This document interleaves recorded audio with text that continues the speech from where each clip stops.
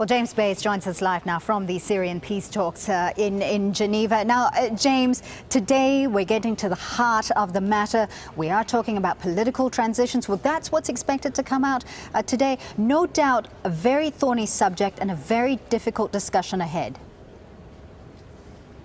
A very difficult discussion. The opposition delegation arrived just a few moments ago, waiting for the government delegation to arrive in the UN compound here, and the talks will then get underway in the next few minutes. Both sides, again, for the third day, around the same U-shaped table, not talking to each other directly, but addressing the mediator, al-Mikdad Brahimi. And on this occasion, they'll be talking about what happens in Syria in terms of the governance of the future of Syria. Who is going to run Syria? The idea, according to an agreement back in 2012, in June 2012, Geneva 1 as it's known, is there should be a transitional body with full executive power that the opposition and the government should agree on, a composition of that body. Now, the opposition are making it quite clear that they do not want anyone, they say, with blood on their hands involved. They do not want President Assad involved. For the government side, they say President Assad is the legitimate president of the country, of Syria, and they say that his presence is something they're not prepared to compromise on. These were the words of al-Mikdad, the Deputy Foreign Minister. The Syrian people will never compromise when it comes to this issue. This is, again, a red light. If some people think we are coming here to give them the keys of Damascus, they are wrong. We have to tell them they have to come with their set of mind, with their dreams outside the room, and where we sit and discuss concrete issues on the future of Syria. So a very hard task here for the mediator, al-Mikdad Brahimi, when you've got both sides, one saying Assad has to be part of the government, has to lead it, and the other side saying no way can he be in the government. Where's the way forward? We don't really have any clue from Mr. Brahimi on what he's going to propose, but some are suggesting that perhaps of all the Arab Spring countries, the one that could be the model is Yemen. That's where the president stepped down, the vice president took over with a national unity government. I suspect that's the sort of formula they will try to propose here, but from the Assad side, you heard, they're not compromising on President Assad leading their nation.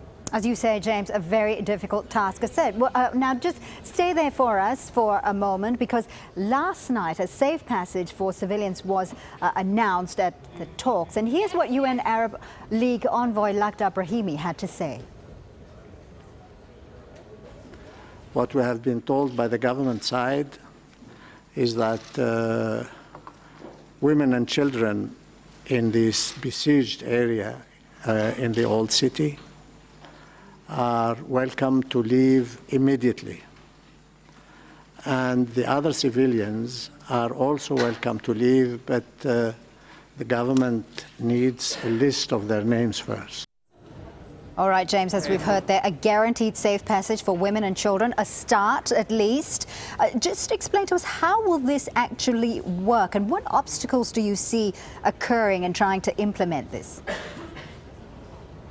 Well, there are two parts of it. One, the women and children can leave Homs. The second part, an aid convoy with medicine and food and other aid supplies going into the besieged area of Homs. I can tell you right now, no women and children to our knowledge have left the old city, the besieged part of Homs, and no convoy so far has been allowed into Homs. Nothing has taken place despite this agreement. Now, from inside that besieged community, we've seen that there has been a list of demands from the people that are there in Homs.